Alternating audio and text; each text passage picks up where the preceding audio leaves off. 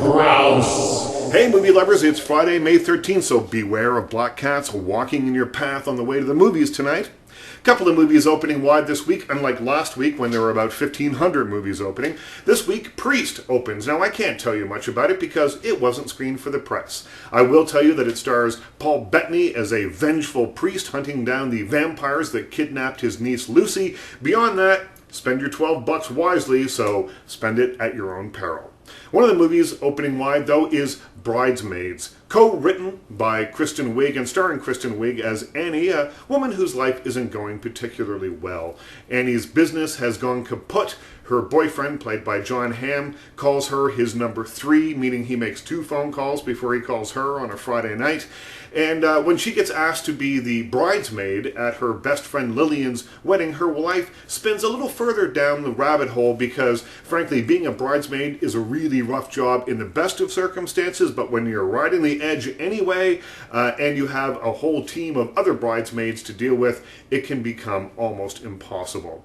Now, I think the big misconception about this movie is that it's going to be a female hangover or it's going to be a romantic comedy, and while it certainly has elements of both those things, it really is more in the spirit of movies like The 40-Year-Old Virgin and Knocked Up, which is to say that it's more about the characters and the laughs are secondary. Kristen Wiig, who stars in this as Annie, really delivers a breakout performance here. She is kind of wonderful in a role that sees her be both funny and have feelings, which sort of proves that one isn't mutually exclusive from the other. So often in movies, Kristen Wiig has been underused in movies like MacGruber and recently in Paul, where she seems to be playing a character that would be better suited to a comedy sketch than a feature film. So she's sort of high on the quirk, but sort of not so deep with the emotions. Here she manages to find a great balance between the two, as does the rest of the cast, including Rose Byrne, who we're most used to seeing in dramas, and she's very funny here,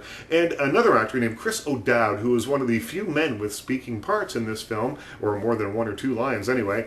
He plays the lovelorn patrolman, the cop who falls for Kristen Wiig's character, and I gotta tell you, he brings a whole lot of charm to this. Now, I know, I've used words like feelings and heartfelt and all that kind of stuff here, so automatically it sort of puts a certain percentage of the audience kind of off from going to see this movie. But I have to tell you, it's not all about that. It doesn't really outgross the Hangover guys. I mean, there are plenty of bathroom and barf jokes here, but somehow they aren't quite as gross as they are in those other movies. It is a Judd Apatow produced movie, and Judd Apatow generally tends to bring a lot of heart to things, and he does so here, although there's enough gross stuff to keep all audiences happy and not just women.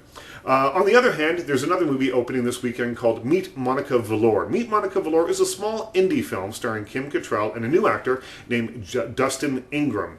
Now, this film could have easily fallen into that sort of quirky indie shelf, and sort of we could have filed it on that shelf if we wanted to. It stars a guy who is kind of 1 part Napoleon Dynamite and 1 part Seymour from Ghost World, in that he has a real passion for the past, much like Seymour does, and he's sort of a physically awkward kid, much like Napoleon Dynamite.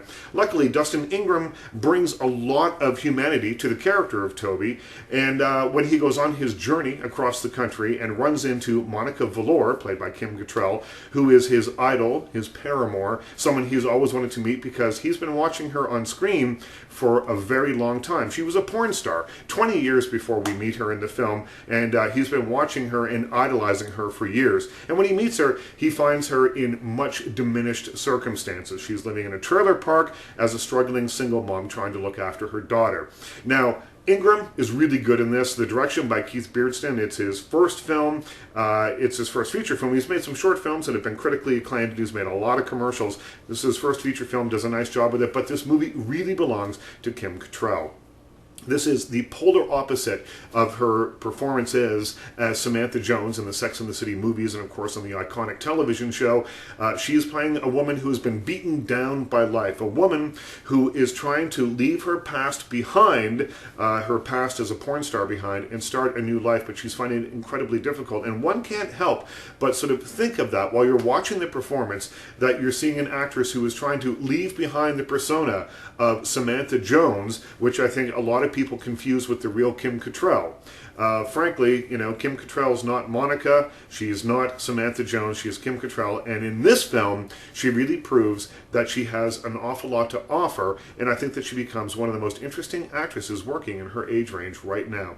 So check out Meet Monica Velour for the interesting performance from Kim Cattrall in a sort of all-around kind of interesting, quirky little indie film, and Bridesmaid, I think, is the funniest movie of this year. Talk to you again next week. Richard Crouse.